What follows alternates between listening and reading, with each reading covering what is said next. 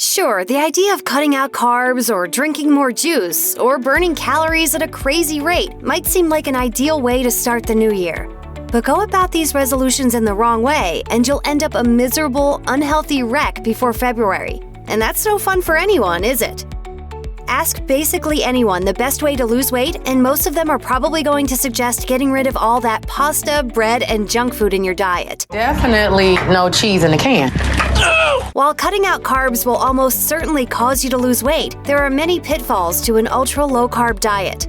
For one, many people replace the carbs in their diet with high-fat foods such as nuts, avocados, and full-fat cheeses, which are far easier to overindulge on. Secondly, the initial weight that disappears when you cut out carbs only means that your body is using up the stored glycogen in your muscles and liver to replace the carbs it's no longer receiving. In other words, you're not losing actual fat. To lose weight without harming your health, practice a moderate intake of carbs while cutting out some of the worst offenders. You're sure to see better results. I'm thin! I'm thin! Look at my cheekbones! I have cheekbones! Look at my cheekbones! Juicing might seem like a good way to get more fruit and veggies, but it can actually do more harm than good. Hey, folks, can you tell me what time it is? Time to juice!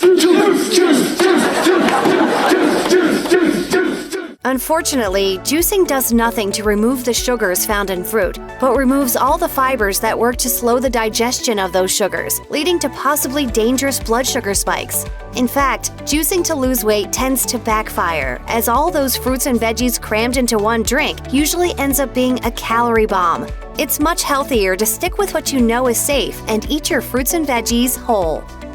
A low-calorie diet works on the assumption that if you create an energy deficit in your body by taking in less energy through food than you exert through exercise, you'll lose weight. While this is true, the negative side effects of a super low-calorie diet far outweigh the positive. What? A diet that calls for 800 or less calories a day can lead to nausea, fatigue, headaches, constipation, muscle loss, and menstrual issues in women. Most of these symptoms are caused by your body simply not getting the nutrients it requires to function.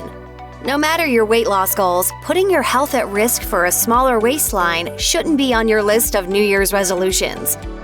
The raw vegan trend has taken off in a major way, largely due to celebrity endorsements by stars like Venus Williams, who promote the diet as a way to prevent disease and stay feeling young. While going vegan or vegetarian can certainly provide health benefits, going raw vegan is actually a fairly pointless exercise.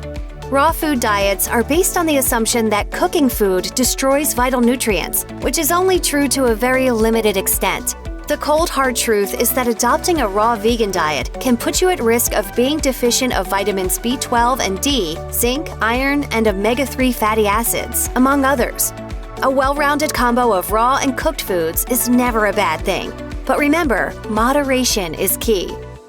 Gluten-free diets have risen in popularity in recent years, even among people who seemingly don't even know what gluten is. But what is gluten? This is pretty sad because I don't know. It's important to remember that gluten-free diets primarily exist for people with celiac disease, as even a touch of gluten in their diets can be detrimental.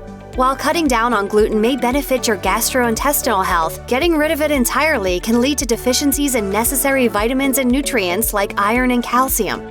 You'll also be at higher risk for cardiovascular disease and may even end up gaining weight, as gluten-free products are often loaded with fat and sugar. Cold turkey is a delicious day after Thanksgiving snack, but going cold turkey means something else entirely. While we can't recommend enough cutting back on junk food, sugary drinks, and alcohol in the new year, going cold turkey isn't exactly an effective way to give up your vices. For example, giving up things like alcohol and sugar without weaning yourself off can result in withdrawal symptoms such as nausea, headaches, and irritability.